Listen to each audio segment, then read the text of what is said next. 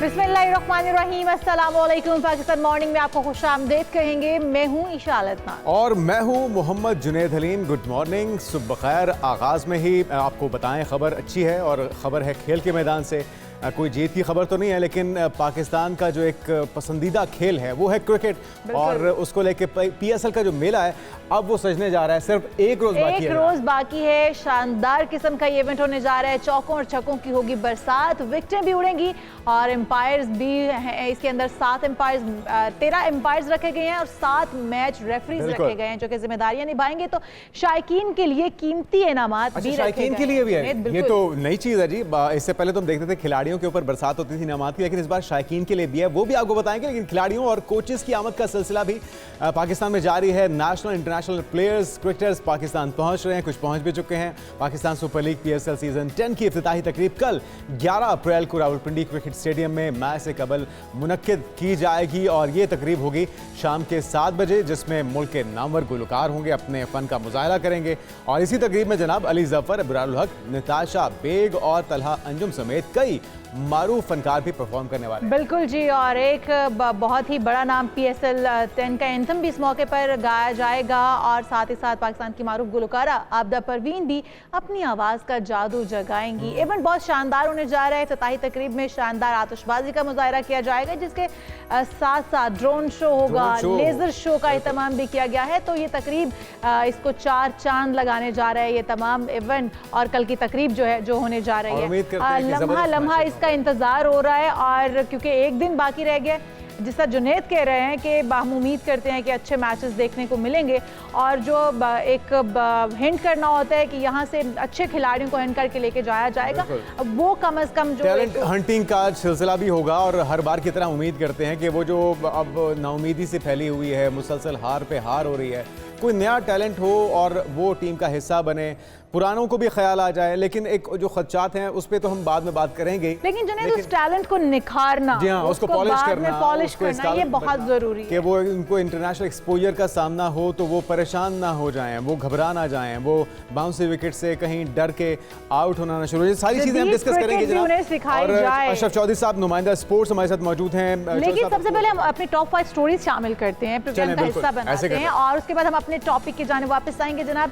सबसे पहला हमारी स्टोरी भी आज की है कि PSL 10 का पहला मैच कल लाहौर कलंदर्स और इस्लामाबाद यूनाइटेड के दरमियान रावलपिंडी स्टेडियम में खेला जाएगा और कल ही इफ्तिताही तकरीब भी रखी गई है। इसके ऊपर तफसील से बात होगी, कौन कौन से प्लेयर्स चलेंगे, क्या कुछ होने जा रहा है इस इवेंट के अंदर। और उसके बाद फिर बात करेंगे हम पाकिस्तान में तलाक और खुला की शरह में तशवीशनाक हद तक नाजरीन में इजाफा हो चुका है और तकरीबन निस्फ यानी कि 49% पाकिस्तानी खुला से मुतल्लिक मालूमात और उसके कानूनी अमल से किसी हद तक या फिर बिल्कुल भी आगाही नहीं रखते। तो ये आगाही बहुत ज़रूरी है। गैलप सर्वे सामने आ चुका है, कुछ मज़ीद स्टैटिस्टिक्स और हक़ाइक़ आपके सामने रखेंगे।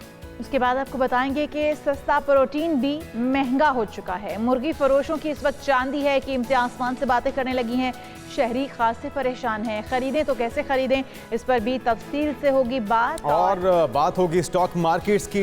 स्टॉक मार्केट के बाद बिटकॉइन भी ट्रंप टैरिफ के शिकंजे में। जवाबी महसूलात में 90 दिन का वक्फा कर रहे हैं। ट्रंप ने ऐलान किया है, शायद होश आ गया हो या कहें कि अकल ठिकाने आ गई हो तो गलत नहीं होगा, जो जंग शुरू की है टैरिफ की डोनाल्ड ट्रंप ने, उसका रद्द अमल पूरी दुनिया से आया था। मार्केट क्रैश की थी, गिरावट का शिकार हुई थी। लेकिन अब 90 दिन के एक वक्फे के दौरान क्या बेहतरी हुई है, कितनी रिकवरी हुई है, क्या ये मामूली और वक्ती है या फिर दूरस इसके नतायज होंगे, इस पर भी बात करेंगे। और उसके बाद आपको बताएंगे क्या दांतों का इन्फेक्शन मौत की वजह बन सकता है, रूट कनाल करवाएं या फिर दांत निकलवाएं, क्या करना चाहिए, किस तरह से इससे बचा जा सकता है, इस पर भी तफसील से होगी बात। लेकिन सबसे पहले हम अपने टॉपिक की जानिब वापस आ जाएंगे क्योंकि आज का हमारा जो टॉपिक है बड़ा ही दिलचस्प है और बहुत ही इंतजार, बहुत ही नजरें लग चुकी हैं इसके बिल्कुल। और वो है PSL का मेला सजने में सिर्फ एक रोज बाकी है, दिलों के बहुत करीब है। और क्यों ना हो, क्रिकेट पाकिस्तानियों के खून में दौड़ती है, पैशन है क्रिकेट पाकिस्तानियों का। तो चौधरी अशरफ साहब हमारे साथ मौजूद हैं, आपको वेलकम कहेंगे पाकिस्तान मॉर्निंग में। चौधरी साहब, कितनी एक्साइटमेंट देख रहे हैं शायकीन में, क्या क्या तैयारियां हो चुकी हैं, क्योंकि तैयारियों में तो हम हमेशा कोई कमी नहीं छोड़ते। प्लेयर्स के हवाले से भी बताएगा, कौन कौन से पाकिस्तान पहुंच चुके, कितने ज़बरदस्त मैचेस होने जा रहे हैं, कल से आगाज़ है। बिल्कुल जुनैद, इशाल, सबसे पहले आपको गुड मॉर्निंग। क्योंकि थैंक आज यू। पाकिस्तान सुपर लीग का कल से आगाज होने जा रहा है। एक बड़ा टूर्नामेंट पाकिस्तान में मुनक्कद किया जा रहा है और ये पाकिस्तान का 10वां एडिशन पाकिस्तान सुपर लीग का शुरू होने जा रहा है, जिसके लिए जो गैर मुल्की खिलाड़ी हैं उनकी आमद का सिलसिला भी शुरू हो चुका है। बड़ी तादाद में गैर मुल्की खिलाड़ी जो इस PSL के साथ जुड़े हैं वो तो पाकिस्तान पहुंच चुके हैं। कुछ चंद खिलाड़ी ऐसे हैं जिन्होंने आज रिपोर्ट करनी है। मेला तो सज चुका हुआ है इस्लामाबाद में। इस्लामाबाद यूनाइटेड और लाहौर कलंदर्स की टीमें वहां पर हैं। कराची किंग्स की टीम नेशनल स्टेडियम कराची में उन्होंने प्रैक्टिस की। इसी तरह और मुल्तान पहला सुल्तान मैच की कहाँ हो टीम रहा ने है? जो इफ्तिताई तकरीब है चौधरी साहब, ये कहाँ पर हो रही है? किस शहर में, किस स्टेडियम में? जी, जो टूर्नामेंट की इफ्तिताही तकरीब है इसका मेला सजेगा इस्लामाबाद के रावलपिंडी स्टेडियम में। और वहां पर ना सिर्फ म्यूजिक का तड़का लगेगा बल्कि इसके साथ साथ जो लेजर शो है वो भी किया जाएगा। और वहां पर क्योंकि पाकिस्तान क्रिकेट बोर्ड ने इसकी तैयारियां कर ली हैं और इफ्तिताही मैच, जिस तरह आपको पहले ही पता है, इस्लामाबाद यूनाइटेड जो 3 जी मरतबा की बिल्कुल। चैंपियन है पाकिस्तान सुपर लीग की और 2 मरतबा की जो चैंपियन है लाहौर कलंदर्स, इनके दरमियान बड़ा ही इफ्तिताही तगड़ा मैच होगा। इफ्तिताही मुकाबला होने जा रहा है। और इफ्तिताही तकरीब जिस तरह बता रहे हैं वो भी बड़ी शानदार होने जा रही है। ड्रोन शो होने जा रहा है, उसके बाद आतिशबाजी होने जा रही है, म्यूजिक का तड़का लगने जा रहा है। जाहिर है कि वहां पर शायकीन क्रिकेट का एक हजूम होगा। काफी सख्त इंतजाम सिक्योरिटी के भी किए जा रहे हैं। थोड़ा सा अगर टीमों के हवाले से बात कर ली जाए तो मैं माफी आपकी चाहूंगा, कौन सी जो फेवरेट इरशाद टीम साहब होगी? का सवाल है यहाँ पे ना डिस्टॉर्शन आ जाती है, उनका अच्छा सवाल अच्छा नहीं अच्छा। आ रही, आवाज नहीं आ रही। चले हम उसको रिपीट भी करते हैं। इंशाल्लाह अपना क्वेश्चन भी रिपीट कर दीजिएगा, साथ में जुनैद वक्त साहब, भी आपको बताइएगा। रिपीट कर दें। जी ठीक है। मैं यही जानना चाह रही हैं कि इंतजामात कैसे हैं, क्योंकि सिक्योरिटी इंतजामात को यकीनी बनाना भी एक बड़ा चैलेंज होता है, जिसको बड़े खूबसूरती के साथ निभाया जाता है हमारे तमाम हुकूमती इदारों की तरफ से, लॉ इन्फोर्समेंट एजेंसीज की तरफ से। टाइमिंग भी बताएगा, क्या टाइमिंग है, इंतजामात कितने मौसर देख रहे हैं इस बार? जी जुनैद, सिक्योरिटी के लिए बहुत ज़बरदस्त इंतजाम किए गए हैं, क्योंकि मोहसिन नकवी जो पाकिस्तान क्रिकेट बोर्ड के चेयरमैन है वो ज़ीरे दाखिला भी हैं और उन्होंने गैर मुल्की खिलाड़ियों की सिक्योरिटी के लिए ख़ास तौर पर इंतजाम किए हैं। और इस हवाले से जो गैर मुल्की प्लेयर्स होंगे उनकी सिक्योरिटी जो होगी, जिस तरह हम दीगर मेहमान टीमों को जब यहाँ पर आते हैं उनको प्रेसिडेंशियल जो सदर मुमलकत की जी प्रोटोकॉल देते हैं, उसी किस्म का उनको प्रोटोकॉल मिलेगा। और ये जो टूर्नामेंट है ये पहले रोज तो एक ही मैच खेला जाएगा, लेकिन दूसरे रोज 2 मैच खेले जाएंगे। अच्छा अशरफ चौधरी, आपकी अब फेवरेट आवाज टीम कौन सी है? आप किस टीम को सपोर्ट करते हुए नजर आ रहे हैं? आपकी किसका पलड़ा आवाज भारी है? नहीं आ रही। डिस्टॉर्शन माइक है, में डिस्टॉर्शन है। वो यही इंतजामात के हवाले से बताएगा। एक तो ये कि कौन कौन सी टीमें पहुंच चुकी, किन टीम्स की तरफ से अभी आना बाकी है।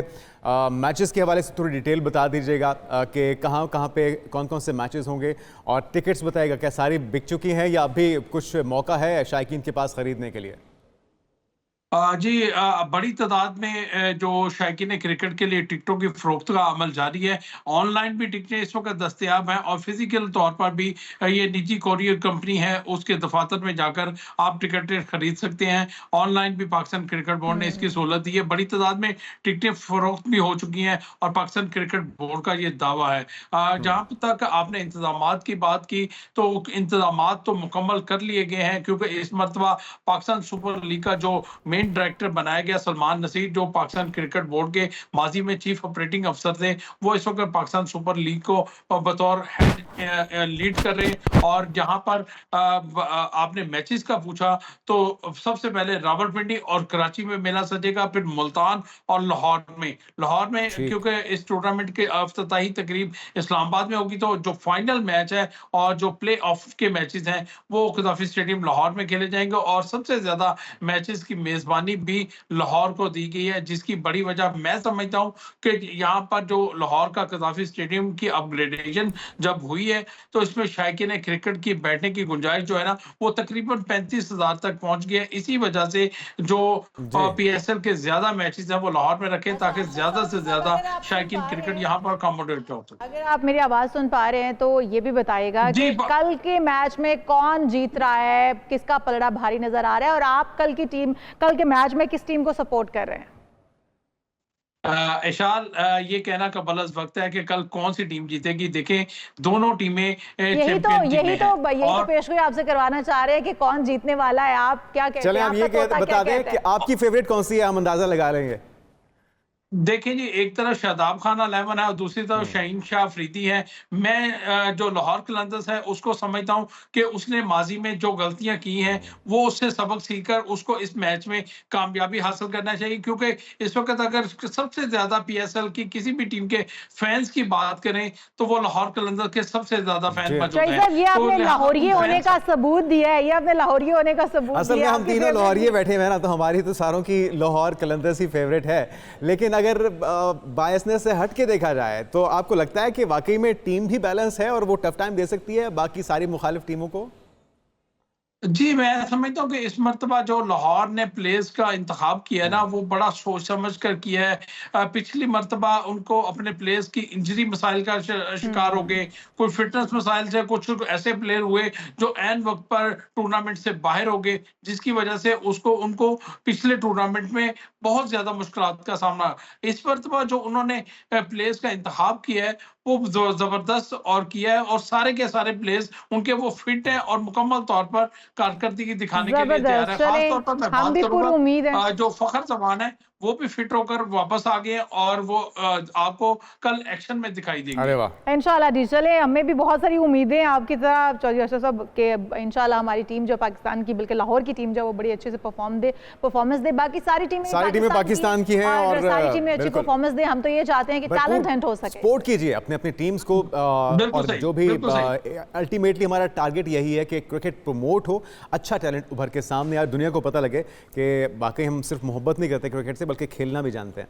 बिल्कुल जी, बहुत शुक्रिया चौधरी अशरफ साहब हमारे साथ मौजूद थे। और कल मेला सजने जा रहा है, बहुत सारी तैयारियां हो रही हैं। आप हम यहाँ पर एक ब्रेक शामिल करते हैं और जब ब्रेक से वापस आएंगे तो आपको बताएंगे कि पाकिस्तान के अंदर तलाक और खुला की रेशो इतनी ज़्यादा क्यों बढ़ रही है, वजूहात क्या है, गैलप सर्वे क्या कहता है। लेकिन एक ब्रेक के बाद स्टे विद अस।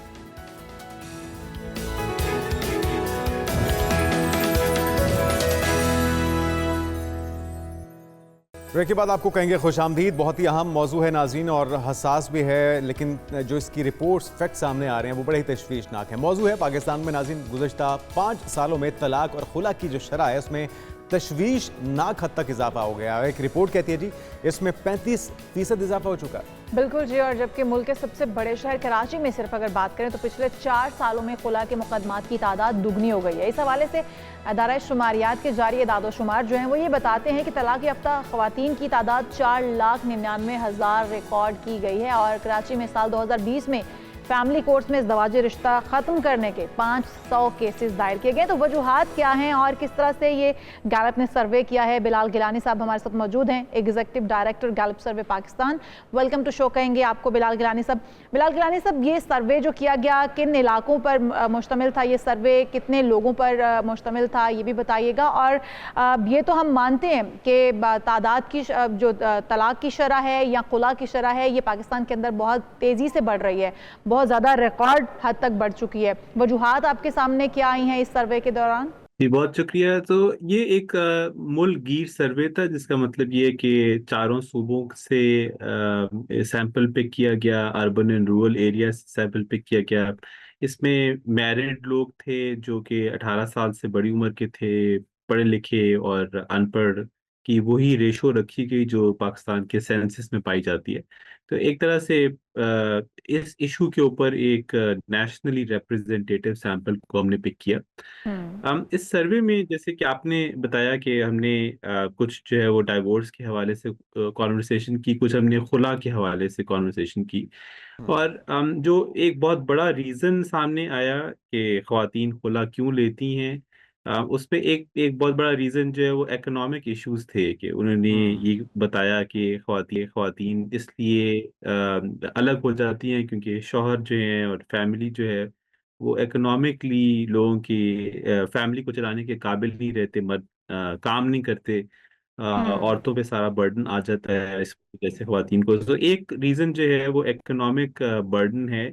इसमें एक हमारा सोशल इशू भी है कि इकॉनमी जो है वो बदतरीज खराब हो रही है, जिसकी वजह अच्छा, से एक और चीज़ भी हमने देखी है और गिलानी साहब कि आपके सर्वे में हैरानकुन तौर पे आधे पाकिस्तानी लगभग 49% जो है वो जानते नहीं, उनको आगाही नहीं है, उनको मालूमात ही नहीं है खुला से मुतल्लिक, तलाक के मामला से मुतल्लिक। तो फिर ये जो शिकें हैं जो किसी भी निकाहनामे के अंदर होती हैं उसे फिल करना है, उसे खाली छोड़ना है या उसे क्रॉस करना है, तो ये सारी चीज़ें तो मालूमात की बुनियाद पर ही हो सकती हैं। तो लोगों को तो पता ही नहीं इसके बारे में, इसकी अहमियत क्या है। जी बिल्कुल। मेरे लिए भी एक सरप्राइजिंग बात थी कि ये हम मैरिड लोगों से कॉन्वर्सेशन कर रहे हैं जो कि निकाह के तमाम प्रोसेस से गुजर चुके हैं, ख्वातीन हैं, मर्द हैं। और सरप्राइजिंगली ख्वातीन को इस बात का इल्म नहीं था, 54% को इस बात का इल्म नहीं था कि जिस कॉन्ट्रैक्ट पे उन्होंने साइन किया जो कि एक निकाह नामा है, जी। उसमें उनको भी हक हासिल है कि वो खुद भी खुला के लिए अप्लाई कर सकती हैं। इंटरेस्ट। तो आई थिंक इसमें एक जो मेजर मुझे महसूस हुआ कि फ्लॉ है वो हमारे एजुकेशन सिस्टम का है, कि जो चीज़ ज़रूरी है उसके लिए वो प्रिपेयर नहीं कर रहे। अच्छा बहुत सी बिलाल गिलानी गैर साहब, ज़रूरी हमारे चीज़ों जो में रूरल बात है। एरियाज हैं जिसकी निशानदेही आप कर रहे हैं, वहाँ पर तो बिल्कुल भी लड़कियों को निकाह के टाइम पे या निकाह से पहले निकाहनामा दिखाया भी नहीं जाता। उन्हें पढ़ने की इजाज़त नहीं होती है कि निकाहनामे के अंदर कौन कौन से शिक्के मौजूद हैं, कौन से उनके राइट्स मौजूद हैं। तो इस तरह से क्या निकाह हो जाना और उसके बाद बच्ची जब सफ़र करती है और फिर उसके बाद वो डिवोर्स के लिए शौहर की मिन्नतें या तरलेकारी होती है और फिर हम देखते हैं कि केसेस बहुत बुरी हद तक ख़राब हो जाते हैं, ताल्लुक और रिश्ते ख़राब हो जाते हैं। क्या ये दुरुस्त तरीका कार है? आई थिंक यही वो सोशल इल्स हैं जिन्हें हमें माशरती तौर पर अब रिजॉल्व करने की ज़रूरत है। क्योंकि आप किस हद तक ख्वातीन की का इस्तेहसाल कर सकते हैं इस तरीके से। और आई थिंक हमें यानी कंस्ट्रक्टिव मैकेनिज्म की तरफ जाना है। स्कूल्स में, कॉलेजेस में ख्वातीन को आगाही प्रोवाइड करनी है कि उनकी क्या राइट्स हैं। फैमिली की हद तक जो है माओं को और पेरेंट्स को हमें ये आगाही देनी कि शादी के वक्त जो है उन्हें एक प्रॉपर बच्चों को पहले से बताना ज़रूरी काउंसलिंग है, की शादी जरूरत के है। वक्त एक कपल को समझाना और बताना, नॉलेज देना बहुत ज़रूरी है। लेकिन बिलाल गिलानी साहब, अगर हम इसको ये कहें कि ये कमज़ोर ख़ानदानी निज़ाम की तरफ निशानदेही कर रहा है, इतनी रेशो जो बढ़ रही है खुला और तलाक की, तो ये गलत नहीं होगा। आप क्या समझते हैं कि सर्वे से आपको इस हवाले से भी पता चला हो कि जो खुला और तलाक का हक है वो मर्द की जानिब से या खातून की जानिब से है, उसका गलत इस्तेमाल भी किया जा रहा है कि एक हक अगर आपको हासिल है तो आप 3 बार बोल के तलाक दे दें, बात खत्म हो गई, और अगर खातून को हक हासिल है तो वो भी खुला के लिए अप्लाई करे और रिश्ते को खत्म कर दे। यहाँ पर अदम बर्दाश्त और गलत इस्तेमाल वो कितना ज्यादा हो रहा है? जी बिल्कुल। आई थिंक क्योंकि हम जो डाइवोर्स में डिफरेंट शिकें और कॉन्ट्रेक्चुअल ऑब्लिगेशंस दोनों साइड्स की अवेलेबल हैं, उनको हम लोगों तक पहुंचा नहीं रहे, तो इसका गलत इस्तेमाल हो रहा है। एक तरफ गलत इस्तेमाल है, दूसरी तरफ ख्वातीन जो हैं क्योंकि उन्हें अपनी राइट्स का मालूम के बारे में मालूम नहीं है, तो वो अनहैप्पी मैरिजेस में कंटिन्यू करती रहती हैं, जो कि एक और प्रॉब्लम है। यानी एक तरफ डाइवोर्स का बढ़ जाना प्रॉब्लम है, दूसरी तरफ ये सिचुएशन भी कि ख्वातीन एक अनहैप्पी मैरिज में मुस्तकिल ही चलती रहें क्योंकि उन्हें ये मालूम नहीं है कि उनके पास भी इस कॉन्ट्रैक्ट से आज़ादी का एक रास्ता मौजूद है। तो तो दोनों बिलाल दोनों गिलानी साहब, इस इश्यूज को तरह हमें से तो देखना हमने होगा। ऑलरेडी देखा 50% तो रेशो पहले ही खुला और तलाक की बढ़ चुकी है। अगर जो आपने बताया कि कुछ खवातीन तो वो हैं 50% जो कि मजबूरन ये रिश्ता चला रही हैं, जिनको अपने राइट्स ही नहीं पता, अगर उनको भी अपने राइट्स पता चल गए तो ये तो 100% रेशो हो जाएगी तलाक की और खुला की। जी आई थिंक इतना तो एक्सट्रीम शायद नहीं जाएगा, मगर हमें इस बात को देखना होगा कि क्यों यंग लोग, और ये खास तौर पे जो डाइवोर्स की शरह ये यंग कपल्स में ज्यादा नजर आ रही है। हमें ये देखना होगा कि क्यों ये डाइवोर्स की अच्छा, रेशो में इजाफा हो रहा है। एक तो गिलानी साहब आप कह एक रहे हैं चीज जो इकोनॉमिक मुझे नजर इश्यूज है, आती है, आप एक तो बता रहे हैं इकोनॉमिक इशू है, और क्या क्या फैक्टर्स हैं आपके ख्याल में, रीजंस में। आई थिंक एक और जो बहुत बड़ा रीजन अब नजर आता है वो ये कि 1990 में एक सर्वे हुआ जिससे ये बात मालूम हुई कि 50% ऑफ ऑल मैरिजेस जो हैं वो फर्स्ट कजन्स में होती हैं। और 2020 में जब ये सर्वे किया गया तो तब भी ये मालूम हुआ कि 50% ही है। तो 30 साल में पाकिस्तान में economic issues, economic status, education status of women drastically change हो चुका है, मगर खानदानी रवायात जो हैं वो जो मैरिज है बिल्कुल, उसको ये भी बिल्कुल वैलिड बात हमें है। और पॉसिबल नहीं सोशल मीडिया का बहुत ज़्यादा इस्तेमाल हो जाना, या उसके असरात, जो इन्फ्लुएंसर्स हैं, जो कंटेंट वो बनाया जा रहा है, जो ड्रामों में दिखाया जा रहा है, जो मूवीज़ बन रही हैं, जो एक्सट्रीमिज़म को प्रमोट किया जा रहा है सिर्फ जो फैंटेसी क्रिएट करते हैं बेसिकली, वो कितना असरअंदाज हो रहा है इस शरह में I think इजाफे के लिए? बिल्कुल ऐसी बात है। और आई थिंक जो इसमें जो 3 तलाकों वाला एक एक फिनोमेना है जो कि हमें सर्वे में भी नजर आया। और क्योंकि यानी तलाक एक कॉन्ट्रेक्चुअल एक्टिविटी है जिसके अंदर मुख्तलिफ ऑप्शंस मौजूद है, मगर 3 तलाकों के बारे में हमारे ड्रामों में, मीडिया में एक उसको इतना ग्लैमराइज सा कर दिया गया है। और जी वही एक ऑप्शन नजर आती है कि यंग लोग जो कि कॉन्ट्रैक्ट के हवाले से बिल्कुल आगाही नहीं रखते, वो उसको बेदरेग इस्तेमाल कर रहे हैं। तो आई थिंक मीडिया की एक रिस्पॉन्सिबिलिटी भी है, और हम सबको मिलकर इस इशू के बारे में एक जामे राय कायम करनी है। दुरुस्त। अनफॉर्चुनेटली इस पे कॉन्वर्सेशन बहुत है कि तलाक की शरह में इजाफा हो रहा है, मगर कोई सोशल एक्टिविटी या सोशल एक्शन होता हुआ नजर नहीं आ रहा। कोई मूवमेंट नहीं है जो ये कहे कि अच्छा तालीम देनी है, कपल्स को जी कहाँ देनी है, कैसे देनी है। तो हमें इस मकसद इस सर्वे बिल्कुल, का ये आप था कि हम इस 100% दुरुस्त कह रहे हैं गिलानी जी साहब। इसके लिए हम सबको किरदार अदा करना होगा। आपने इनिशिएटिव लिया, ये फैक्ट्स आवाम के सामने रखे हैं, और हमारे इस प्रोग्राम पे बात करने का, आवाम को इससे आगाह करने का मकसद भी ये है कि इस सूरत हाल को बेहतर किया जाए, इस कमज़ोर ख़ानदानी निज़ाम को किस तरह से मजबूत किया जा सकता है दोबारा से, और बच्चों को एजुकेट किस तरह से किया जाए, और इस कमज़ोर ख़ानदानी निज़ाम को मजबूत किस तरह से किया जा सकता है। बहुत शुक्रिया बिलाल गिलानी साहब, आप हमारे साथ मौजूद थे। यहाँ पर एक ब्रेक शामिल करते हैं। जब ब्रेक से वापस आएंगे तो आपको बताएंगे कि जो एक बहुत ही सस्ते दामों आपको प्रोटीन का हासिल हो सकता था, वो इतने महंगे दामों चिकन की कीमतों को भी पर लग गए हैं। उसकी वजूहात जानते हैं एक ब्रेक के बाद। से बता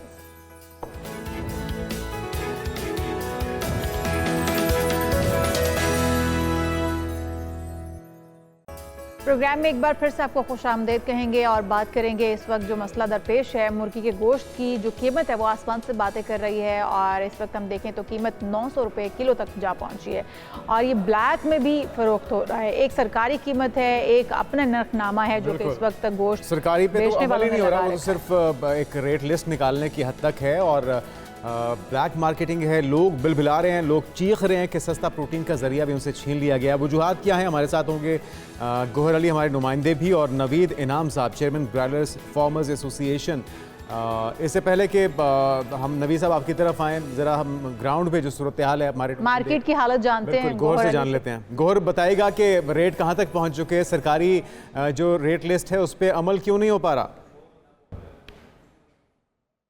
तफसीलात फराहम कर रहे थे, और नवीद साहब भी हमारे साथ ही मौजूद हैं। नवीद साहब, ये जो आवाम है, जो दुकानदार मालिकान है, वो तो सारा मलबा डाल रहे हैं फार्मर्स के ऊपर। वो कह रहे हैं कि हमें पीछे से ही मुर्गी 100 रुपया महंगी मिल रही है, 150 रुपये गोश्त की कीमत में इजाफा हो रहा है। तो आप क्यों नहीं अमल कर रहे सरकारी रेट्स के ऊपर, और अल्टीमेटली खमियाजा तो आवाम ही भुगत रही है।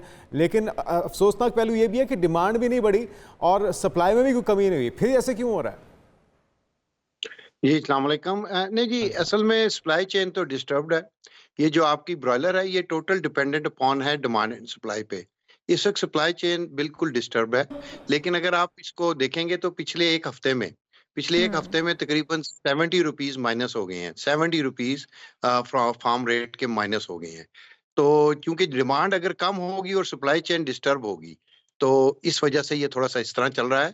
और दूसरा जी, गवर्नमेंट से मेरी भी रिक्वेस्ट है, गवर्नमेंट ने इसको कैप किया। नवीद साहब, इसकी वजह क्या है जो आप कह रहे हैं डिमांड और सप्लाई जो है वो मुतासिर हुई है? इसकी वजूहात क्या है, ये थोड़ा सा इसके ऊपर भी रोशनी डालिएगा। जी, इसकी वजूहत बड़ी सिंपल सी हैं जी। प्लेसमेंट कम है क्योंकि इनपुट कॉस्ट बहुत ज्यादा है। फीड और चूजा बहुत महंगा है और फार्मर की रेंज से बाहर है, तो फार्मर रिस्क नहीं लेता। ये आपको पता है, लाइफ स्टॉक का काम है, इसमें रिस्क एलिमेंट बहुत हाई होता है। तो प्लेसमेंट कम है, इस वजह से जो सप्लाई चेन है वो डिस्टर्ब्ड है।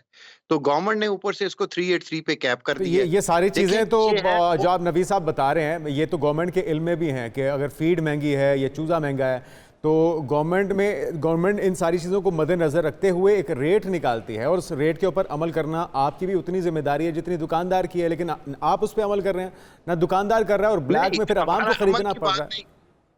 नहीं, आप बात नहीं फॉलो कर रहे ना। देखें, ये ओपन मार्केट का प्रोडक्ट है। अगर गवर्नमेंट इसको कहे कि आप इसको सस्ता बेच दें, प्रोडक्शन कॉस्ट से भी नीचे रखें, तो इस पे अमल नहीं होगा ना। जिस तरह आप इसकी मिसाल मटन की ले लें, जो मटन गवर्नमेंट रेट निकालती है उस पे तो नहीं बिकता मटन। इसी तरह उन्होंने प्रेशराइज करके गवर्नमेंट ने इसको फिक्स कर दिया 383 पे, जबकि इसकी सेल 383 पे हो ही नहीं रही। तो गवर्नमेंट को चाहिए, जिस तरह ये पहले चल रहा था तलब और रसद के मुताबिक। आपकी गवर्नमेंट के साथ इस हवाले से कोई नेगोशिएशन हुई है? आपने बताया कि क्या वजूहात है, आपको महंगा कर रहे हैं? जी, हम पिछले 2-3 माह से बहुत ज़्यादा रिक्वेस्ट कर रहे हैं और उन्होंने प्रॉमिस भी किया था कि इसको हम हटा देंगे। अभी लेटली भी उनका प्रॉमिस था कि हम इसको हटा देंगे। तो लेकिन इसकी ये तो फिर हट नहीं इसके रहा। बाद तो फिर कीमत और ज़्यादा बढ़ जाएगी, क्योंकि अगर आप कह नहीं, रहे हैं अब कि 395 या मैडम 375 नहीं, तक महदूद किया हुआ है, तो नहीं अगर ये मैडम कीमत अभी हटा तो दी जाएगी। जी। नहीं मैडम अभी तो लेस हो गई है ना। मैंने आपसे कहा फार्म रेट से 70 रुपीस माइनस हो गए हैं।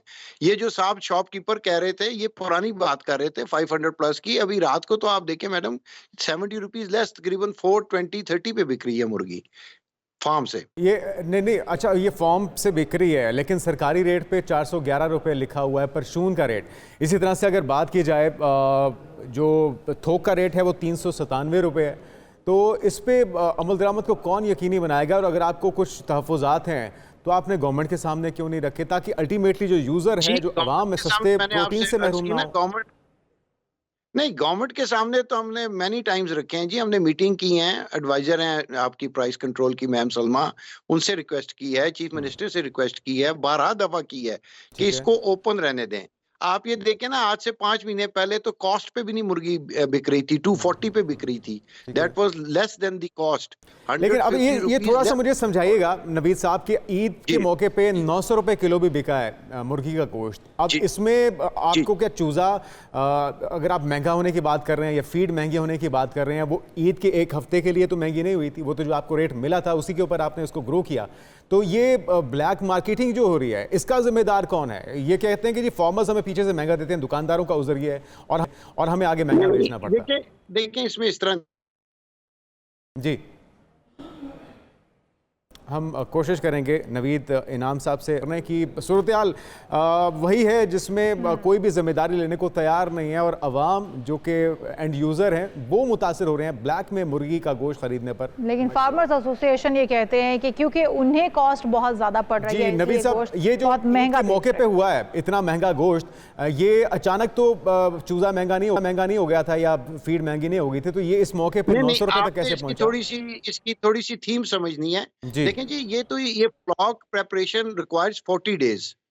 अगर फ्लॉक की जो सप्लाई चेन है, आप जी, सपोजिंगली इस तरह समझ लें कि 40 दिन में मुर्गी अपने सेलिंग तैयार वेट होती पे है। आती है। जी जी, तो जब सेलिंग वेट पे 40 दिन में आती है और बीच में कोई गैप आ जाता है, प्लेसमेंट कम होती है, रिक्वायरमेंट से अगर 100,000 किलोस की है और अवेलेबिलिटी 60,000 केजी है, तो आप you can very well understand कि वो फिर कितना डिफरेंस बन जाएगा।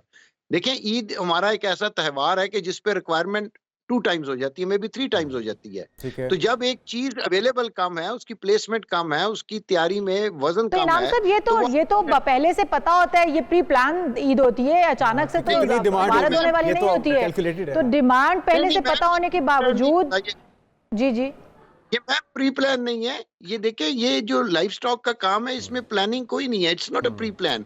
हो सकता है लेकिन देखिए, ईद पर कितनी डिमांड होगी ये तो फार्मर्स को पता होता है ना, कि ईद पर कितनी डिमांड होगी, और ना तो आबादी बढ़ जाती है अचानक ईद के लास्ट वीक में, ना ही रमज़ान में आबादी में इजाफा हो जाता है, तो डिमांड तो वही रहेगी।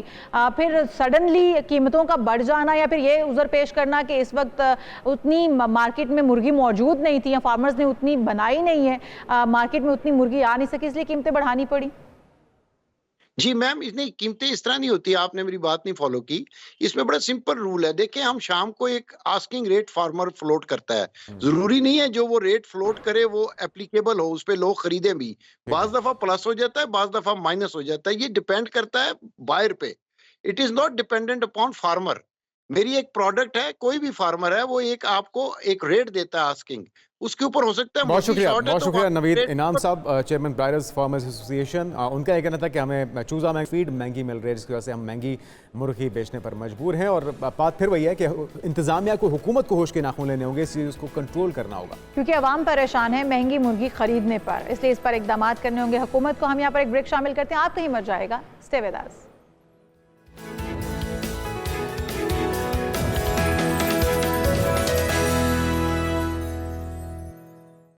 प्रोग्राम में फिर से आपको खुशामदीद कहेंगे, गुड मॉर्निंग, सुबह खैर। और जो भूचाल बर्पा किया था ट्रंप में, उसमें कुछ देर के लिए वक्फा आया नाज़रीन। अमेरिकी सदर ट्रंप के ऐलान करदा टैरिफ के बाद डिजिटल करेंसी बिटकॉइन की कीमत में 10% से ज़ायद कमी हुई थी, और इसके बाद बिटकॉइन की कीमत गिरकर $75,648 फी कॉइन पर आ गई। बिल्कुल जी। और इसका अगर तजारती हजम देखा जाए तो 51 अरब 94 करोड़ डॉलर है। अमेरिका में सदारती इंतखाबात के बाद जब डोनाल्ड ट्रंप ने मुआशी तरक्की के ख्वाबों का हरबा आजमाया था तो उस वक्त बिटकॉइन की कीमत एक्सट्रीम ऊपर गई थी, $80,000 तक पहुंच गई थी। और फिर 22 नवंबर 2024 को बिटकॉइन की कीमत पहली जो बार है $1 लाख की बुलंदी पर जा पहुंची थी। लेकिन एक बार फिर से हम देख रहे हैं कि बिटकॉइन की कीमत भी नीचे आई है और हम देख रहे थे कि स्टॉक मार्केट में बहुत ही मंदी का रुझान देखा गया। इंटरनेशनल मार्केट्स के अंदर भी वजूहात इसकी क्या है, क्या अब बिटकॉइन या दूसरी तमाम मार्केट्स जो हैं वो बहाल हो पाएंगी? जिस तरह से हम देख रहे हैं कि डोनाल्ड ट्रंप ने 90 दिन का इस वक्त गैप ले लिया है, जो होल्ड किया है उन जो इस वक्त टैरिफ्स बढ़ाए जा रहे थे उनमें थोड़ा सा होल्ड कर लिया है। तो हमारे साथ मेहमान हमारे मौजूद है, अहमद मंजूर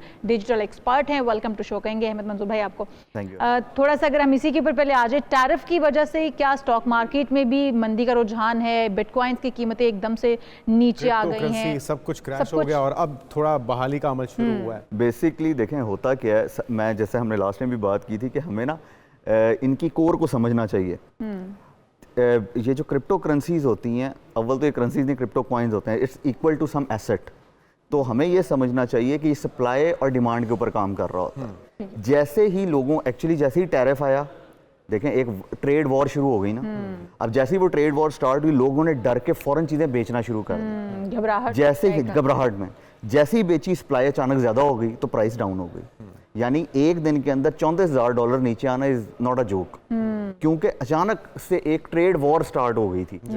अब ट्रेड वॉर का यानी कि आप लोगों को माशाल्लाह पता है कि जी ट्रेड वॉर किस तरह से होती है, जो चाइना और अमेरिका के दरमियान शुरू हो चुकी हुई है कि उन्होंने अच्छा टैरिफ चाइना के लिए कम भी नहीं किए गए हैं, इस वक्त भी चाइना के ऊपर टैरिफ जो है वो मौजूद है, सिर्फ बाकी ममालिक के साथ थोड़ी सी नरमी दिखाई। बिल्कुल ऐसा ही है। वो देखें ना, ट्रेड वॉर का मतलब क्या होता है, कोई भी कंट्री अपने आप को जब सेल्फ सफिशिएंट करने लगता है ना तो वो उसको ले लेता है। जैसे इसकी एक मैं मिसाल देता हूँ छोटी सी, जैसे जब मेट्रो बनी दुबई के अंदर तो उन्होंने क्या किया, उन्होंने पेट्रोल की प्राइसिंग बढ़ा दी, गाड़ियों की प्राइसिंग बढ़ा दी। उन्होंने कहा भाई हमने जो इतना पैसा मेट्रो पे लगाया, आपको वहां पे ना मेट्रो पे डिस्करेज किया जाए, अपनी डिस्करेज किया जाए और अपने रिसोर्सेज को यूज किया जाए। इसलिए डिफरेंट कंट्रीज बाहर से आने वाली चीजों पे टैक्सेस ज्यादा कर देते हैं। ठीक है, अमेरिका ने किया, बिल्कुल ठीक है, उसका हक बनता है कि वो करे। इसी तरह बाकी सब भी करते हैं। लेकिन आपको लगता है कि ये सारा कुछ कैलकुलेटेड था? और जिस तरह से अभी ये होल्ड किया है मामला, सिर्फ चाइना की बात नहीं है, चाइना के साथ तो एक उनको इख्तलाफ है ही कि वो एक बढ़ती हुई उभरती हुई मईशत है, लेकिन यूरोपियन यूनियन हो, उनके अपने दोस्त ममालिक हो, सभी तिल मिला रहे हैं कि क्या हरकत की है ट्रंप साहब ने। और अभी फिर उनको शायद देखें जब भी होगा ना, ये जैसे अचानक से एहतजाज आया होगा कि ज्यादातर तो दुनिया बैठी सारी अमेरिका में हुई है, यानी अब चंद एक बड़ी कंपनी और अमेरिकी भी इससे महफूज नहीं रहे ना। Exactly. उनको भी तो ये सारा टैरिफ भरना पड़ेगा, उनको भी भरना पड़ेगा। फिर जो बाहर से जैसे लोग अगेंस्ट होके चीजें वो कर रहे होंगे, अब उनकी आधी से ज्यादा चीजें जो बनती हैं वो चाइना में बनती हैं। ठीक है, अब जो सारी इंडस्ट्री खोले बगैर, अपने मुल्क में लाए बगैर आप टैरिफ लगा रहे हैं, तो ये तो अपने अवाम का नुकसान कर रहे हैं। जी हाँ, यानी एप्पल का सीईओ टिम कुक है, वो बेसिकली कहता है कि आपके पास हुनर ही नहीं है अमेरिकन के पास कि वो डेवलप कर सकें, इसलिए हम चाइना में जाते हैं। हमें लेबर का मसला नहीं है, हमें मसला ये कि आपके पास स्किल ही नहीं। और एप्पल की बहुत बड़ी मार्केट है और वो सारी की सारी मैन्युफैक्चरिंग होती है चाइना में। अब जब वो आएगा टैरिफ लगकर अमेरिका के अंदर तो डेफिनेटली अमेरिकन अवाम को भी कितना महंगा मिलेगा, 10 लाख से भी ऊपर चला जाएगा। अच्छा दोबारा आते हैं क्रिप्टो की तरफ। एक तो ये कि क्रिप्टो पहले मुंह के बल नीचे गया और अभी जब ये होल्ड हुआ है तो हम देख रहे हैं रात से मार्केट दोबारा से ऊपर जा रही है। ये एक डेवलपमेंट तो चल रही है, आप बता रहे हैं डिमांड एंड सप्लाई का सारा चक्कर है, लेकिन आम आवाम की आगाही के लिए क्योंकि अब तो क्रिप्टो काउंसिल का भी आगाज हो गया है, बाइनेंस के को फाउंडर जो थे, जो कि बड़े कंट्रोवर्शियल शख्सियत हैं, शायद हुकूमती ऐवानों में पता नहीं है कि वो मनी लॉन्ड्रिंग में भी इन्वॉल्व रहे हैं, उनको हायर कर लिया गया है। उम्मीद करते हैं कि उसके अच्छे रिजल्ट सामने आए, लेकिन हमारा मकसद ये कि आवाम को आगाही दी जाए। क्या दुरुस्त है बिटकॉइन में या दीगर क्रिप्टो करेंसीज में इन्वेस्ट करना? कितना रिस्की हो सकता है और कितना नुकसान हो सकता है अगर आप इसमें देखें? एक बड़ी मजे की चीज है ना कि किसी भी चीज को जब आप इकोनॉमी का पार्ट बनाते हैं ना, होता ये है कि वो बहुत स्टेबल होनी चाहिए। अब ऐसा था, अगर आपको एक दिन में चीज नजर आई है, सबको नजर आई है कि वो कितनी नीचे गई है, कहाँ $1,08,000 से वो सीधे $34,000 नीचे आई है, 78,000 पे आई है। ठीक है, यानी कि जो भी प्राइसिंग उसकी 74,000 पे आई है। तो इसका मतलब आपकी पूरी इकोनॉमी अचानक कोलैप्स कर जाएगी अगर इस तरह। तो इसमें उतार चढ़ाव तो है। अगर इसकी नॉलेज है, हावनू है, अगर आप इसको समझते हैं थ्रेटिकली भी, तो कंट्रोल किया जा सकता है अपने। अब जिस तरह इकोनॉमी, जिस तरह बुलिश उसकी एक्टिविटी है तो आप उसमें इन्वेस्ट कर दें, जब वो बेरिश है तो आप उसके अंदर इन्वेस्ट कर दें, तो इसको कैलकुलेट किया जा सकता है या नुकसान से तो बचा जा सकता है? देखिए, नुकसान से बचा जा सकता है, मैं वही बात नहीं कह रहा हूँ, लेकिन आप पूरी कंट्री की इकोनॉमी उस पर खड़ी नहीं कर सकते। यानी कि आपके देखें ना, 1 सेकंड के अंदर आपकी इकोनॉमी ऊपर हो गई, 1 सेकंड में नीचे हो गई। जैसे आप इसकी मिसाल ऐसे ले लें कि डॉलर की वजह से आपका कर्जा बढ़ जाता है, कम हो जाता है। डॉलर का रेट ज्यादा होता है तो कर्जा बढ़ गया जो ऊपर आपके है, डॉलर का रेट कम हुआ तो इसी तरह इतना प्रॉब्लम हो सकता है। तो बहुत ही, इसको आप कैसे कहेंगे, यानी स्टेबल चीज़ नहीं है।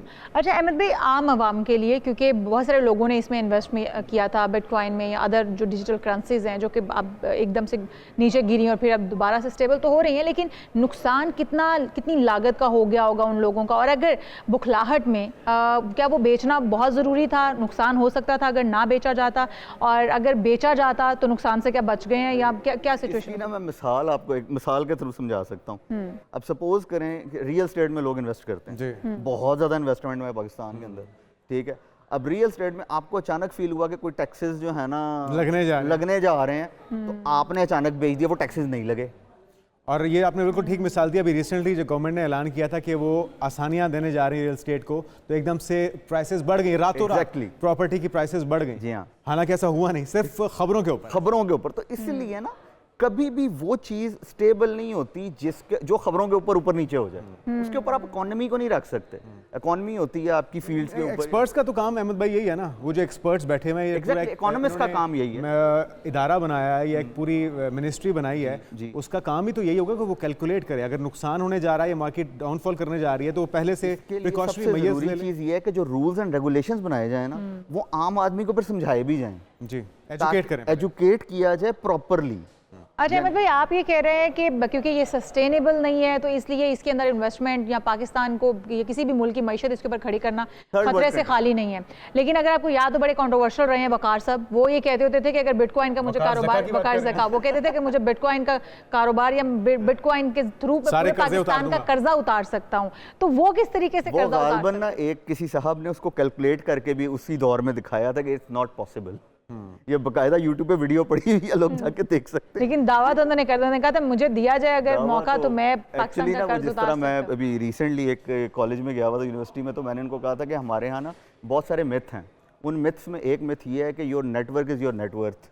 मैंने कहा अब अगर आपके जानने वालों पे आपकी नेटवर्थ बनती है, जानता तो मैं ट्रंप को भी हूँ, मसला ये वो मुझे जानता नहीं जानता, ठीक है ना, क्या वो मेरा फोन उठा लेगा? देखिए, द पॉइंट इज, कहने में क्या जाता, लेकिन जब कोई समझदार इंसान बैठ के उसकी कैलकुलेशन करता है ना चीज़ों की, जैसे इकोनॉमी के ऊपर बात करने के लिए आपको इकोनॉमिस्ट रिक्वायर्ड होते हैं। इकोनॉमिस्ट बैठ के आपको बताते हैं कि 10 साल की प्लानिंग कैसे करनी है, किस चीज़ में आपने सेल्फ सफिशिएंट, और फिर सिर्फ सुनी सुनाई बातों के ऊपर आपको इन्वेस्टमेंट नहीं करना। मशवरा देंगे, एक आम पाकिस्तानी को मशवरा देंगे कि अगर उसके पास कुछ जमा पूंजी है या कुछ सेविंग है, तो वो क्रिप्टो करेंसी में लगाए या ना लगाए, या अगर लगाना भी है तो कम से कम उसको पहले समझे। क्रिप्टो, बिटकॉइन, किसी भी, मैं दोनों पॉइंट ऑफ व्यू से, एक इस फील्ड के एक्सपर्ट होने की हैसियत से भी और एक इस्लामिक पॉइंट ऑफ व्यू से भी, क्योंकि आपके पास इसकी इन्फॉर्मेशन है, दोनों बताइए। मैं दोनों के हिसाब से कहता हूँ कि नहीं करनी चाहिए, ना करें। यानी कि टू बी ऑनेस्ट मैंने आज तक नहीं की, तो मैं कभी भी वो मशवरा नहीं दूंगा कि हाँ जी आप अपनी सारी जमा पूंजी लगा दें, और उसके बाद अगर सपोज करें किसी ने उसका पॉइंट सम % भी लिया हुआ है और उसकी जमा पूंजी थी, फिर कहाँ लगाएं पैसा? ये नहीं बताया। स्टॉक एक्सचेंज में लगाएं, ट्रेडिंग करें। स्टॉक एक्सचेंज भी हमारी सस्टेन नहीं रहती, वो भी एकदम से ऊपर जाती है, एकदम से नीचे धड़म से आके गिरती है, तो लगाएं। बड़ा आसान हल बताता होता हूँ वैसे नॉर्मली जो लोग मेरे से मशवरा करते हैं कि अगर आपको कुछ ऐसा करना है ना, तो जो टेक कंपनीज है ना उनके स्टॉक्स परचेज करें, ठीक है, ये स्टॉक जरूरी है, ठीक है। उसकी रीजन ये है कि एक तो आप उनको पढ़ते रहेंगे कि उनमें क्या चल रहा है, बिल्कुल सही है। यानी अगर एप्पल 2.3 ट्रिलियन डॉलर्स में पहुंच गई है, उसके पीछे कोई तो रीजन होगी, यानी कोई तो वजह होगी ना कि उसकी एक किसी भी कंट्री से बड़ी उसकी इकोनॉमी चल रही है, बिल्कुल ठीक है, ठीक है। अब अगर कोई मुझे आगे ये कहता नहीं थोड़ा सा तरीकाकार भी गाइड कीजिए ना कि अगर आपने नेशनली इंटरनेशनली स्टॉक में या अच्छी ग्रो करने वाली कंपनीज में इन्वेस्ट करना है तो प्लेटफॉर्म्स कौन कौन से हैं, तरीकाकार क्या है? अच्छा, प्लेटफॉर्म्स टू बी ऑनेस्ट मुझे अभी याद और अगर किसी के पास लैपटॉप नहीं है, क्या मोबाइल पे भी ये सारी एक्टिविटीज हो सकती है? मोबाइल पे आजकल ये सब कुछ अवेलेबल है। थोड़ा अच्छा, वैसे कम से कम कितनी अमाउंट इन्वेस्ट कर सकते हैं? क्योंकि मैं अंदाजा लगाना चाहती हूँ जुनेद ने इशाल कितने के पास जमा काफी कर अमाउंट रखे है। हैं। ये पहले भी बात कर रहे थे। जुनेद ने कितने जमा कर रखे हैं, मैं बेसिकली ये मैं जानना आधे चाहती सवाल तो इशाल के लिए पूछ रहा हूँ, इन्वेस्टमेंट काफी है इनके पास। देखें, अगर आपका कोई भी रिलेटिव यूरोप वगैरह में रहता है ना, तो वहाँ पे ये पैकेजेस मिलते हैं, तो वहाँ पे आप इन्वेस्ट कर सकते हैं इन, या वहाँ पे वो आपको बड़ी बड़ी कंपनीज की जरूरत है। हाँ, अगर इस्लामिक पॉइंट ऑफ व्यू से हम बात करें तो हाँ, वो ये ज़रूर कर लीजिएगा कि वो कोई यानी कि हराम प्रोडक्ट्स की चीज़ें ना हो। ठीक है, ये हराम से याद आया, थोड़ा सा मैं इस चीज़ को आगे कंटिन्यू कीजिएगा। क्रिप्टो के अंदर ये जो सारी डिजिटल करेंसी है, ये कहाँ पे इस्तेमाल हो रही है? क्या ये किसी फलाही काम में हो रही है या खुदा न खास्ता मुसलमानों पे बम्बारमेंट करने के लिए या ये तो किसी को पता नहीं है, तो ये तो क्वेश्चन मार्क है। देखें, डार्क वेब के ऊपर, डार्क वेब में बिल्कुल मेन करेंसी, जी ठीक है। पहले भी जब बात हो रही थी तो हम इसी पे बात कर रहे थे। देखें, अगर हम पॉलिसीज़ की बात करें ना, मेरे जहन में एक बात आई कि जब मैं केपी के उसका गवर्नमेंट का पार्ट था, जब ये ऑफिशियली उन्होंने जो अनाउंस किया था, उसके अंदर मैंने एक प्रपोजल दिया था उनको। मैंने प्रपोजल ये दिया था कि अगर यानी पाकिस्तानी यानी कि जो अथॉरिटीज़ हैं, ट्रांसपेरेंसी हो उसमें, वो अथॉरिटी क्या करे, वो अपनी एक ऐप बनाए, ठीक है। उस ऐप के ऊपर अगर बैक एंड पे, जैसे मिसाल के तौर पे गोल्ड हो, ठीक है, पता हो कि कहाँ ट्रेडिंग हो रही है, कहाँ लेन देन पे हो रही है, चीज चल रही है, इसी तरह क्रिप्टो करेंसी की भी आप बना दें, लेकिन उस तक एक्सेस एक आम आदमी को ना दें, ठीक है, लेकिन ताकि वो सिक्योर पता होना चाहिए, ताकि वो सिक्योर रहे। आप अपनी ऐप लॉन्च करें जो कि बेसिकली उसको दिखाए, वो जब चाहे बेच दे, जब चाहे जो मर्जी करे, उसके ऊपर वो चाहता है कि मैं इसके थ्रू जमीन और हमारे पाकिस्तानी आईटी एक्सपर्ट्स पॉइंट पे जो आप बता रहे थे, काबिलियत, जी सॉरी, हमारे पाकिस्तानी एक्सपर्ट्स जो हैं वो रखते हैं काबिलियत कि वो इस तरह की ऐप बना दें और उसमें फिर हेरा फेरी नहीं होगी, दो नंबरी नहीं होगी। नहीं, अहमद भाई की नहीं, मैं बाकी उन लोगों की बात कर रही हूँ, गवर्नमेंट्स को जाहिर है लूप में लेना और उस तरह से वो सारा। देखिए, मैं लास्ट टाइम भी मैंने ये बात की थी कि जी सिर्फ स्टेट बैंक को लेना is not a good idea. आपको एफबीआर को भी लेना पड़ेगा, आपको एफआईए को भी लेना पड़ेगा, आपको नैब को लेना पड़ेगा, जितनी अथॉरिटीज अवेलेबल हैं इस टाइम उनको लेना पड़ेगा ऑन बोर्ड, तब आप एक अच्छे रूल्स एंड रेगुलेशन बना सकते हैं। अब आते हैं वो आप वाले पॉइंट पे, बस मुख्तसरन इसको वन लाइन क्लोज कर दीजिए फिर। जी, दैट इज बेसिकली यूरोप में अगर कोई आपका है तो वहाँ पे इस तरह के पैकेजेस अवेलेबल होते हैं, तो आप उनमें चेक कर सकते हैं कि एप्पल और इस तरह के जो स्टॉक्स वगैरह कैसे मिल सकते हैं, कहाँ इन्वेस्टमेंट हो सकती है। Thank you so much. Ahmed भाई हमारे साथ मौजूद थे नाज़रीन, और क्रिप्टो करेंसी हो या कोई भी ट्रेडिंग हो, कोई भी डिजिटल करेंसी समझिए के बाद एजुकेशन हासिल करने के बाद उसमें इन्वेस्ट कीजिए, ताकि हाथ मलते ना रहे। बस सुनी सुनाई बातों पे ना तो आप इन्वेस्ट कीजिए और ना ही फिर उसको एकदम से बेच दीजिए, ताकि आप नुकसान से बच सके। हम यहाँ पर एक ब्रेक शामिल करते हैं, आप कहीं मत जाइएगा, दीगर अहम इश्यूज अभी भी बाकी हैं, stay with us.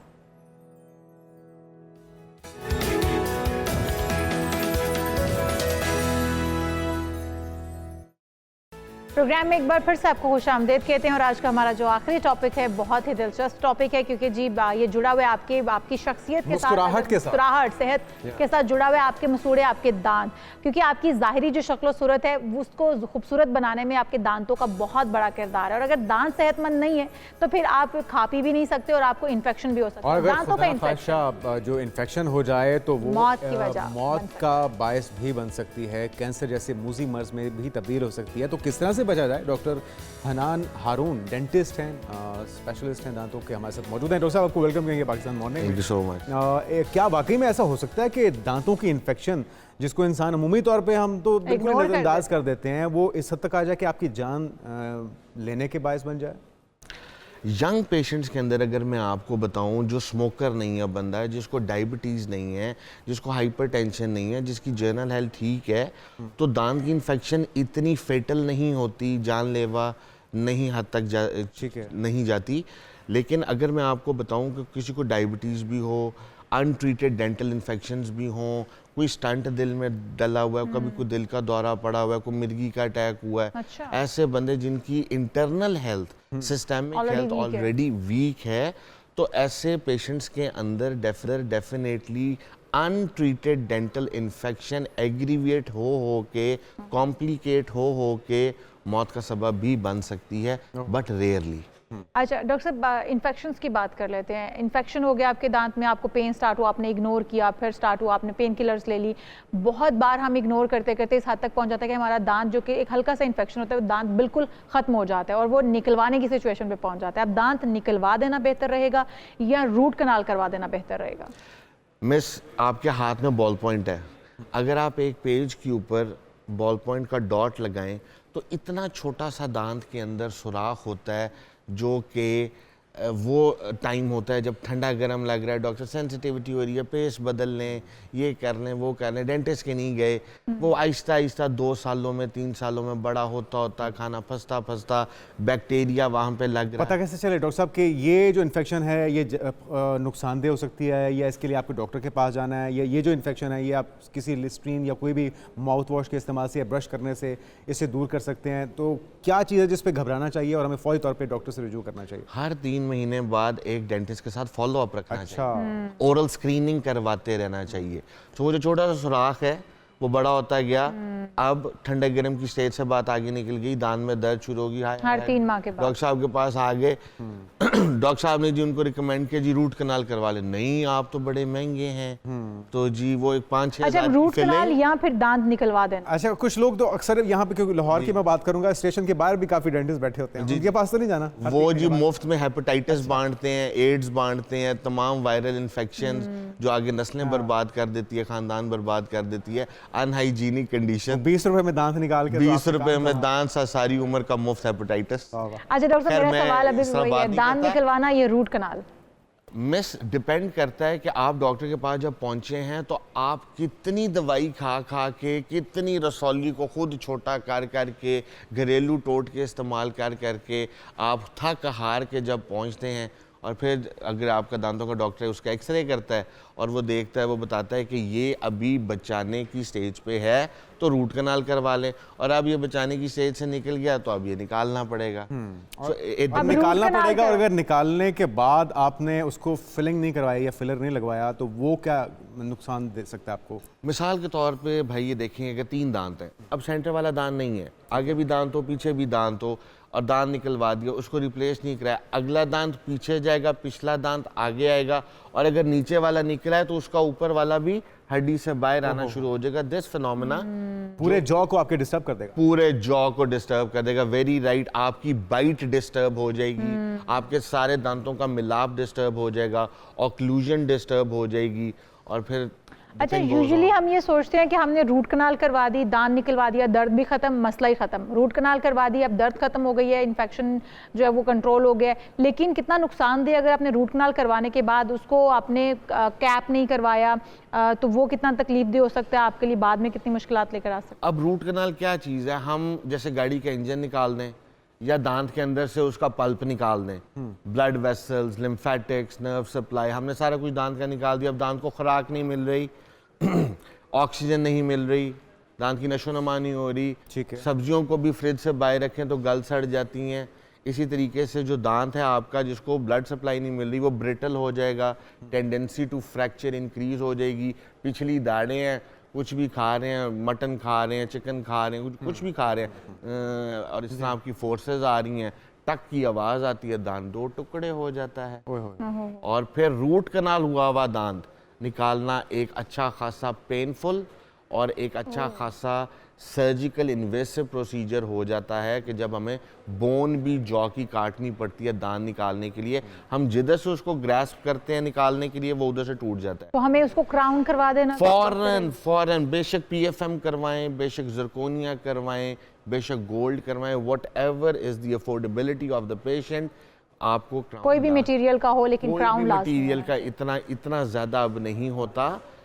No doubt zirconia top of the line है, gold top of the line है, गोल्ड का तो बहुत सारे एफ्लुएंट फैमिलीज वाले भी नहीं हमसे लगवाते अब, ठीक है। But the thing is a full coverage after a root canal is very important. अच्छा, अभी तो हम डॉक्टर साहब सुन रहे हैं कि नई टेक्नोलॉजी ऐसी है जिसपे काम भी चल रहा है कि एक इंजेक्शन लगता है और दांत रीग्रो हो जाता है, दांत निकल आता है। वो पहले जो सोने का या चांदी के दांत लगवाने पड़ते थे, अब वो चीज़ भी नहीं है। ये ठीक है, कब से इम्प्लीमेंट हो सकती है पाकिस्तान में, तवक्को क्या? Sir as far as my knowledge is concern, जो मेरी लेटेस्ट रिसर्च है कि जापान के अंदर ये रिसर्च की जा रही है, which has been positive in lab rats till now और इसके human trials are in progress. Okay अब लेकिन कुछ टाइम लगेगा जब तक रिसर्च मुकम्मल होगी। डेफिनेटिव रिसर्च इसके ऊपर अभी कोई 100% नहीं है कि कोई FDA अप्रूव्ड ड्रग आए, कोई इस तरह का कोई अप्रूव्ड ड्रग आए कि जो ह्यूमन ट्रायल्स के लिए सूटेबल हो। ह्यूमन ट्रायल्स पे तो ऑल दो चीज चल रही है कि कोई सूटेबल चीज हो, सेफ Safest हो। और ये किस अच्छा, एज डॉक्टर में करना है? ग्रोइंग एज में करना है, ग्रोइंग खत्म होगी बड़ी साल की age उम्र में। के बाद। सवाल पूछना चाहूँगा डॉक्टर साहब आपसे कि अमूमी तौर पे जो हमारी आबादी है, चाय के तो सभी दीवाने हैं जी। बाकी के सिगरेट पीते हैं, कोई गुटखा छालिया पान वगैरह भी खाते हैं, तो वो जो स्टेन्स हैं दांतों के या जो पिलाहट है उसको दूर करने का कोई नेचुरल वे है या कोई ऐसी खास पेस्ट बताएं या कोई ऐसा माउथ वॉश जिससे आप दांतों को चमकदार बना सकें, या आपको फिर वो उसकी स्केलिंग ही करवानी पड़ेगी या फिर ये सारे नशे छोड़ दें? या पॉलिशिंग? वो तो थोड़ा टाइम लग जाएगा ना, फौरी तौर पे कुछ बता दें डॉक्टर साहब। मैं अगर आपको बताऊं तो सुपरफिशियल दाग धब्बे जितने भी हैं दांतों की एक्सटर्नल लेयर के ऊपर, वो आप मेरेली स्केलिंग पॉलिशिंग से ख़त्म करा सकते हैं। और अगर घरेलू टोटका मैं इसका बताऊं, हमारी कॉम को वैसे ही बड़े पसंद हैं घरेलू टोटके, तो वो अगर मैं आपको बताऊं, बेकिंग सोडा ले लें, ठीक है, सिरका ले लें, अच्छा, एक चुटकी नमक ले लें, बिल्कुल ठीक। एक अब्रेसिव सा आपके पास सोल्यूशन बन गया। कि आपको वो जुबैदा आपा वाले नुस्खे पता हैं? जुबैदा आपा वाले नुस्खे, आई लव जुबैदा आपा। ठीक है, चलें एक बार फिर से रिपीट कर दीजिए। सिरका, बेकिंग सोडा, नमक, सोडा, नमक और कुछ, और अपनी कोई भी फ्लोरिडेटेड नमक वाली टूथपेस्ट का एक मटर के दाने जितना चंक, ठीक है, उसके साथ रख चारों करके चीजों को आप- ऐड करें और से इनको आप हाथों हथेली से पे बना फिंगर से लें। रब कर लें। आप इस तरह अपने दांतों के ऊपर एक लेप करके और जेंटली, अगर मैं आपको ब्रश करने का भी तरीका बताऊं तो अप एंड डाउन, ठीक है, right and left, and then clockwise circular Okay. And anti clockwise, and और उस पे जोर कुश्ती नहीं कर, लड़नी, आराम से करना है, वेरी सुरों का ख्याल जेंटली, रखें। Very gently. ठीक, जितने भी आप बात कर रहे हैं, ये बीटल नट चूअर्स, ये जो सिगरेट पान जितने भी छालिया शौकीन गुटखा लोग हैं बीड़ी हमारे। निस्वार वाले जो लोग हैं, ये तो इनको कभी आप ब्रश करते देख लें कि मैं तो दांत चिट्टे करके उठना है। हाँ जी। वो सारा अच्छा डॉक्टर साहब, अगर हमने Exactly. दांत कोई निकलवा दिया है, अकल दाढ़ जो होती है, अब वो अगर निकलवा दिया है या कोई दूसरा दांत निकलवा दिया है, उसकी जगह पे क्या दांत लगवाना बहुत जरूरी है या फिर गुजारा हो रहा है तो चल जाएगा काम? मिस अकल दाढ़ कभी भी हम नहीं लगाते, ना ही निकलवानी ज़रूरी हो, ना ही दोबारा लगानी, रिप्लेस करनी ज़रूरी होती है इन मेजॉरिटी ऑफ द केसेस। लेकिन 1 2 3 4 5 6 7 तक आपका कोई दांत है, इस तरह अगर हम नंबरिंग करें, सो ये जो दांत है इनको रिप्लेस कराना बहुत इंपॉर्टेंट है। देयर इज, अगर आप गूगल के ऊपर आप लिखें how would I look, chat GPT पे लिखें जी how would I look without the teeth, वो जो फिल्टर्स ये स्नैपचैट पे कुत्तों वाले फिल्टर लोग लगा के जो फिर रहे होते हैं, ठीक है, तो अगर आपने आपको इस तरह इमेजिन करें कि मेरा दांत नहीं होगा तो मैं कैसा लगूंगा, कैसी लगूंगी, बहुत हॉरेबल। जो वेरी हॉरेबल। सो सामने का दांत रिप्लेस कराना ही कराना है ताकि लोग ठीक हो, ताकि हम टीवी पे आए, बिल्कुल सही। ठीक है, और पीछे के दांत इसलिए रिप्लेस कराने हैं ताकि चबा सकें। खाने पीने में आपको कोई मसला ना हो। अगर हम अपने आबाओ अजदाद से पूछें, नाना नानी दादा दादी, अल्लाह ताला लंबी जिंदगी दे, सेहत वाली जिंदगी दे जी, इनको अगर हम पूछें जिनके दांत नहीं और वो डेंचर लगाते हैं, बतीसी लगाते हैं, कि हाउ डू यू फील, वो आपको बड़ी एक स्पेसिफिक बात बताएंगे जनाब। वो आपको ये कहेंगे कि मैं चबात लेनी है लेकिन स्वाद नहीं आता। नाउ व्हाट इज स्वाद? अल्लाह ताला ये ने हमारे टेस्ट बर्ड्स भी हैं बेसिकली। एग्जैक्टली, कि दांत अलाइव हैं, इनको हम रूट कनाल करके डेड कर रहे हैं। सो जुबान इनको बचाइए, इनको बचाइए। जुबान के अलावा भी जी। इट इज इम्पोर्टेंट कि हमारे दांतों का जो टेस्ट है वो तालू, गाल और दांतों से जी हाँ, वही सारी चीज़ें मिल के ही शुक्रिया। आपको अल्लाह ताला की नेमतों को एंजॉय करने का, उससे का मौका देती हैं, तो इनको महफूज बनाइए, इनका ख्याल रखते हुए। बहुत शुक्रिया डॉक्टर हनान, आप हमारे साथ मौजूद थे। अगर बात की जाए पाकिस्तान के मुख्तलिफ इलाकों की, तो हर जगह खूबसूरती में अपनी मिसाल आप है, और वहाँ पे तरह तरह के सौगातें हर इलाके में।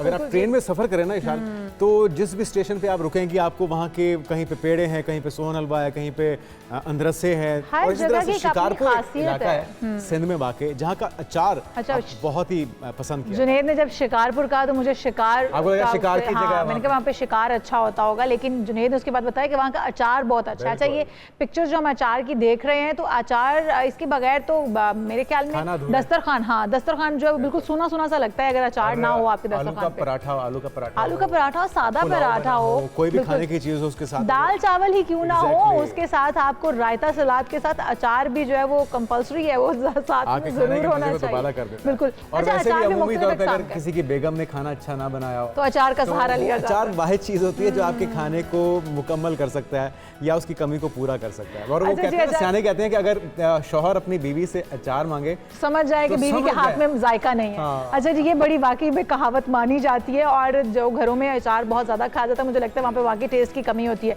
लेकिन जनाब कुछ लोग बड़े चटखोरे भी होते हैं, वो अचार वैसे भी खाने के शौकीन होते हैं। तो अचार भी मुख्तलिफ इक़साम का होता है, जैसे कि आमले का अचार है, आम का अचार है, और फिर जी मिर्च का अचार है, और लीमू का अचार है, डिफरेंट अचार है। लेकिन एक रिपोर्ट अचार का देखिए। इस्तेमाल इतना नहीं करना कि गला ख़राब हो जाए, और वैसे भी ज़रा मौसम की तब्दीली आ रही है, एहतियात करनी है। लेकिन शिकारपुर जिसकी हम बात करें अचार की, देखिए एक रिपोर्ट हमने तैयार की है, फिर बात करते हैं। तो यकीनी तौर पे ये रिपोर्ट देखने के बाद आपके मुंह में भी पानी मेरे मुंह में तो आ गया है, और मैं मैं तो पराठा बना के घर जाके भी पराठा बना के एक लजीज से अचार के साथ नाश्ता करने वाली हूँ। आप भी कीजिए, क्योंकि प्रोग्राम और हमें दीजिए खत्म हो गया। इजाज़त, आपसे मुलाकात होगी कल। अल्लाह। अल्लाह हाफ़िज़।